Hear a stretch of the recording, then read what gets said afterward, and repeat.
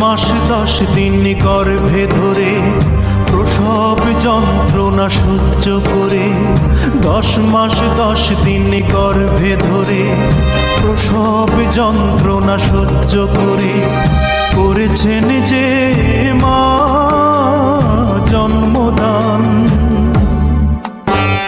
ঘুম পাড়ানি গান শুনিয়ে বুকের রক্ত দুধ বানিয়ে, ঘুম পাড়ানি গান শুনিয়ে বুকের রক্ত দুধ বানিয়ে করিয়েছেন যে মা দুগ্ধ পান।